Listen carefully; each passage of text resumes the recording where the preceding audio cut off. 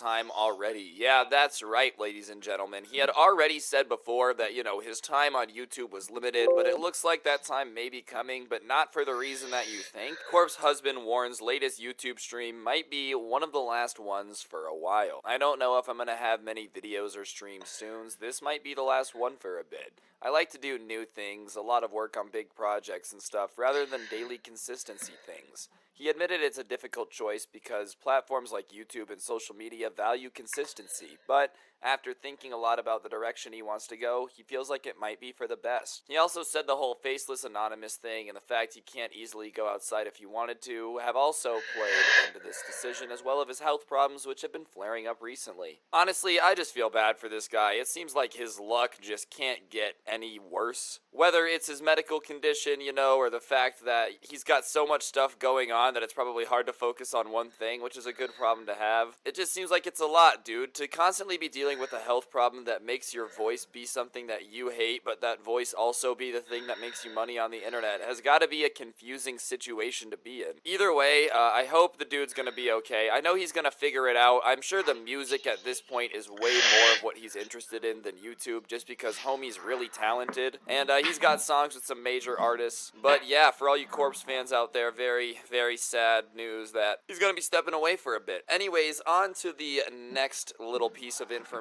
here. Apparently, a member of the Vlog Squad is getting blackmailed for a piece of footage relating to a life-changing injury that they had. Jeff Wittek blackmailer denies $40,000 ransom for David Dobrik accident footage. Basically, for those of you that don't know, Jeff Wittek was in this situation with David Dobrik where he almost died. He had a very, very serious injury to his eye, and he's been making like a little documentary series about it on his YouTube channel, just talking about his recovery and whatnot. And a lot of people have been talking about how the timing's kind of weird. As soon as David Dobrik gets canceled, he drops this documentary talking about the injury.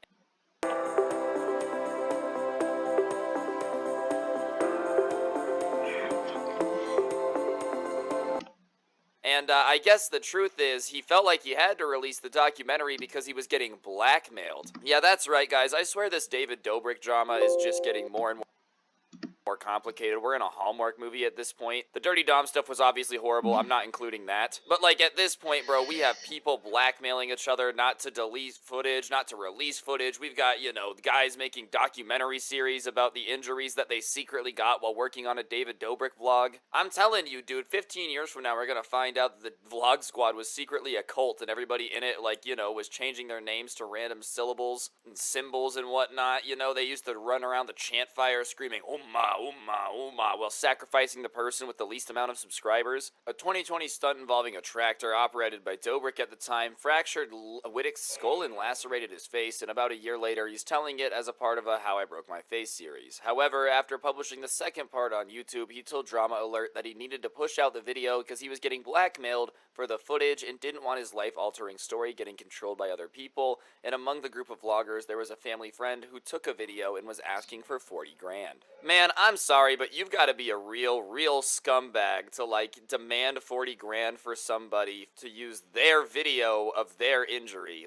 Okay, he almost died. You happen to have filmed it. You shouldn't be blackmailing somebody that, apparently is a family friend. What type of family friend is that, dude? Hey, Jeff Wittek, I know you almost died, but unless you give me $40,000, I'm gonna release this footage of this incident that almost killed you so that way millions of strangers on the internet could see it. Wouldn't you like that? Nah, dog, that's just kind of not cool. I wouldn't do that to a stranger, let alone if for some reason one of the Scuffed Boys ended up getting injured. I would never release the footage, especially blackmailing them for it. Keep in mind the person has denied it, but I don't know, this situation is just very, very messy. So we're moving on to something that's a little bit better. Guys, sometimes we gotta talk about nature on this channel, and apparently, a Japanese zoo finds out why its toucans keep flirting but won't get it on. Yeah, that's right, I know this has nothing to do with internet, I just thought this was a funny headline, so enjoy that. Alright, next up we gotta talk about this. I know I said I was done with it, but this is a big development, alright? Jake Paul is trying to find people to fight next. Yesterday he went on this rant on Twitter talking about he's gonna fight somebody, and apparently on a podcast, Usman, the current champion of the UFC, said that he would fight Jake Paul, so that might be going down. 36-year-old Ben Askren, yeah, impressive, Jake. Usman's 19-1 as champion of the UFC currently, dog. This is not Ben Askren. Jake Jake Paul greenlights Kamaru Usman fight after UFC call-out challenge accepted. With all eyes on a potential scrap with Daniel Cormier following an altercation at UFC 261, attention has now shifted to the man who headlined that very card. Hot off his own spectacular KO over Jorge Masvidal, Usman addressed Paul in April 28th interview at TMZ Sports. Unmotivated by his current competition in the UFC, Usman teased the idea of beating the crap out of one of the internet guys. Right now, the internet guys are making more noise than guys in my division.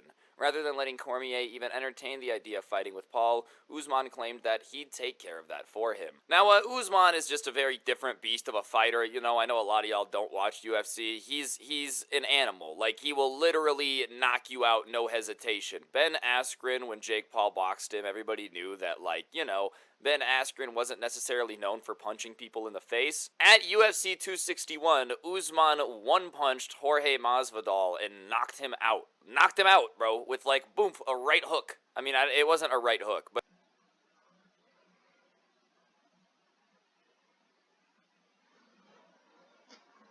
Seriously?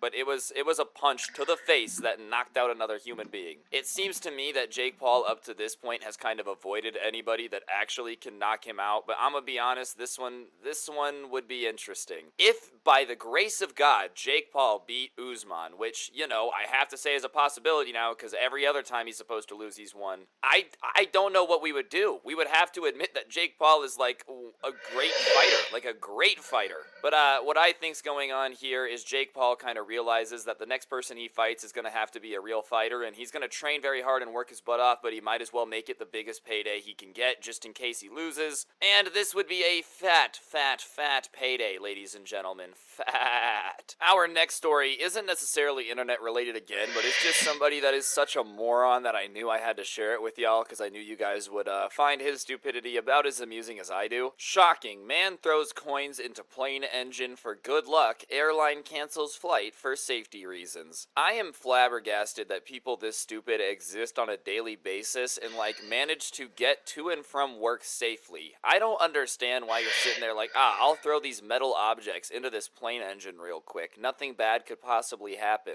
Maybe it's just me, alright, I'm not gonna sit here and pretend I'm the wisest, most sage person in the world, but I feel like throwing small metal objects into a piece of machinery is like one of the things they tell you not to do to machinery. Keep your arms, legs, and any other appendages out of it, and don't stick stuff that's not supposed to be in it, bro. Imagine being on that flight and it getting canceled because this moron decided to throw a roll of quarters into a Boeing 747. And now our last little story we gotta talk about today is about stans on Twitter that are currently trying to turn Twitter against the CEO and founder Jack Dorsey by getting his name trending on Twitter. Jack is trending on Twitter as celebrity stan accounts get purged from the platform. While you might not have seen the trending topic and assumed it's censoring a profanity you're not aware of, it's simply fan accounts hitting out at the Twitter CEO while avoiding the ban hammer. Jack is no stranger to controversy. He's had his accounts hacked and made the bold decision to ban the departing president's account at the back end of 2020.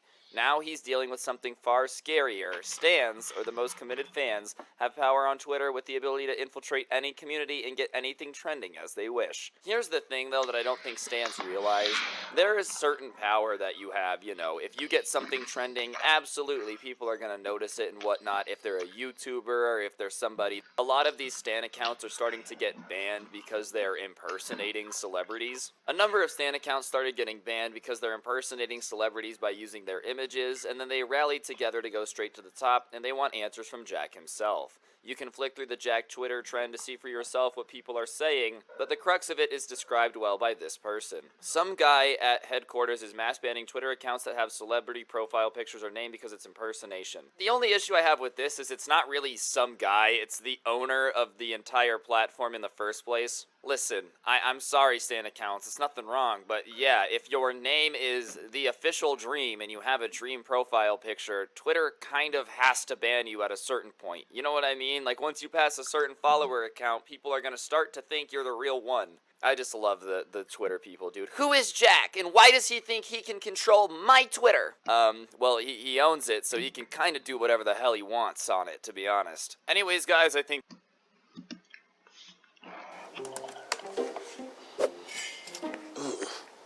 Sorry guys, I can't come to lunch.